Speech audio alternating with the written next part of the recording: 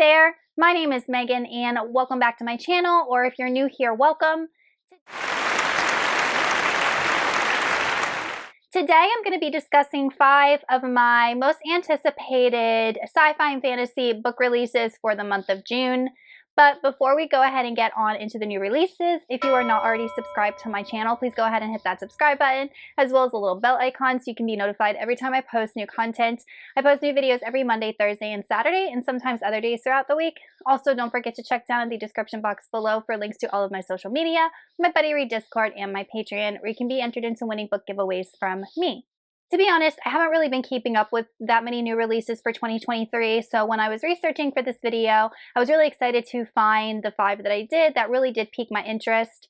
I'm actually going to go through these in chronological order from their release date. The first book is a YA dystopian / apocalyptic type book, and I'm a sucker for that genre. And it is called The Warning by Christy Acevedo, and its release date is June 1st. In this book, we are following an event where these holographic doors appear in the sky for all the world to see, and they are essentially heralding the end of the world, warning people about what is to come. They are holograms that appear to be humans from the future who are trying to warn the present-day humans of their impending doom.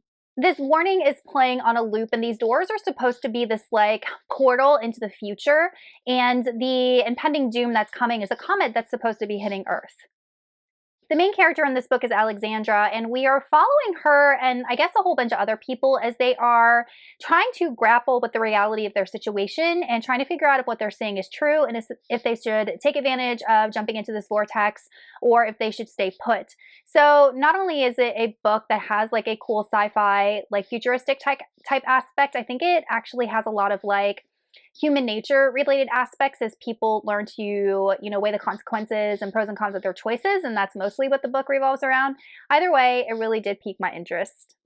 Not only that, but this offer to enter this vortex or this portal and go to the future has a time limit. So all of the people on Earth have to make a decision by this deadline, which kind of adds to the sense of urgency and suspense of the story. Next, we have an adult sci-fi, and it is called The Combat Codes by Alexander Darwin. And apparently this was a self-published book that was published in 2015 and was picked up by Orbit and is going to be published by Orbit, obviously in June 2023. So if you've seen this title around or have read it, that would be why it was under like the self-publishing umbrella. In this book, all of the countries of the world have decided to enter into an armistice after years of war and just mass destruction, and they have agreed to not use any type of weapons of mass destruction or any type of nuclear weapons ever again to solve any type of violent conflict. Instead, they create these highly skilled warriors. These warriors are called Griever Knights, and every single nation has them, and they represent that nation's best interest. We follow a character named Murray, and Murray was once his nation's like prized and famed knight, and after an injury that left him crippled, he is now seeking out the next knight to kind of, I want to say take his place, but the next knight to receive that fame and represent his homeland. Then we follow a character named, I think it's Sago, and Sago is making a name for himself in the underground combat rings. Somehow he comes into contact with Murray, and Murray thinks that he has what it takes to become one of these famous warrior knights to represent their nation. And in order to become one of these famed Griever Knights, they have to actually go through this academy. But before that can even happen, Sago has to prove himself in these underground rings to kind of climb the, I want to say it sounds like a social ladder, into becoming these famed knights, and he's going to do that with the help of Murray. So in this book, to me, it sounds like it has a lot of like fantasy elements wrapped into a type of sci-fi setting and futuristic settings, because you just have the knights. And when I first read this synopsis, I was thinking that the knights were robots or AI or whatnot, because that would just kind of fit in with the futuristic aspect, but it's people. So I feel like there's going to be a lot of just fantasy elements tied into this book and a good like mentor-mentee relationship.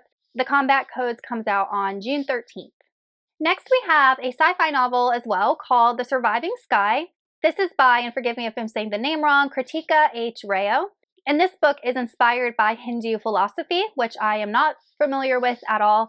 And first off, I want to say I absolutely love the cover of this book. I think it's gorgeous. I love it.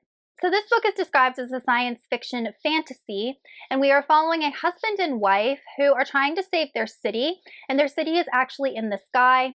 In this world, the planet is actually covered by jungles, and there are these cataclysmic storms that are constantly ravaging these jungles, which is why they have to build their cities up. In order to keep these cities safe, there are architects that understand the technology and the science that allows them to be able to do this. And these architects are able to physically manipulate these cities. If they weren't, the architecture in the entire city would actually plummet to the land below. So all of these architects are highly revered and respected in this world.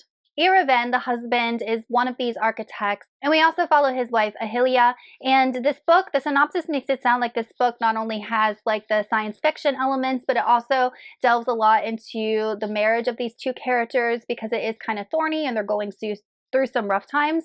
So I think there's going to be, some content of the book addressed to their marriage. One day, the husband, Iraven, is accused of pushing his abilities to physically manipulate stuff to like a forbidden limit, and his wife has to help like clear his name, and all of the discord that's going on in the city and between the couple, has to be quelled in order for their city to remain afloat and survive.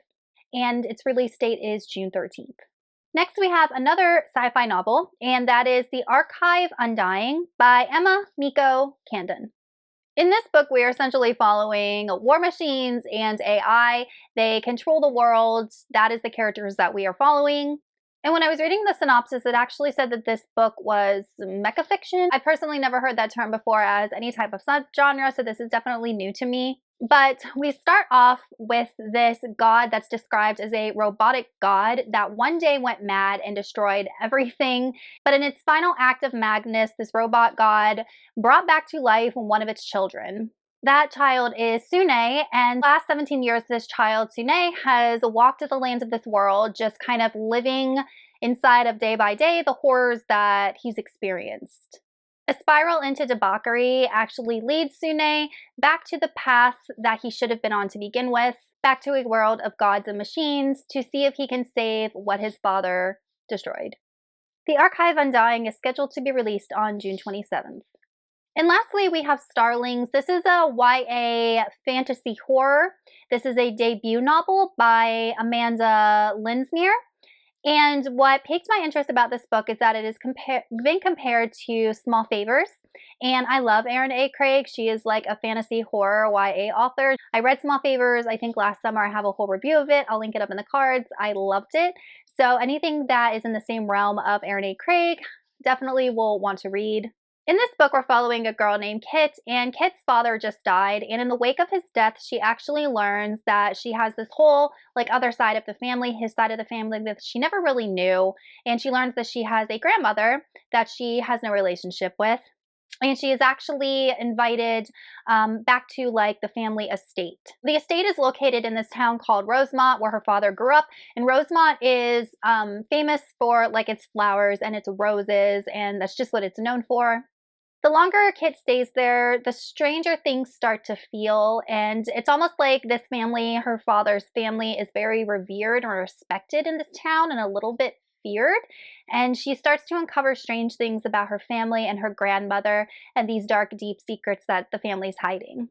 Starlings is set to release on June 27th. Alright, you guys, that is it for 5 of my most anticipated sci-fi and fantasy releases of June 2023. Let me know in the comments what some of your most anticipated releases are, or if you've read any of these and what you've thought of them, and I will see y'all in another video soon. Goodbye!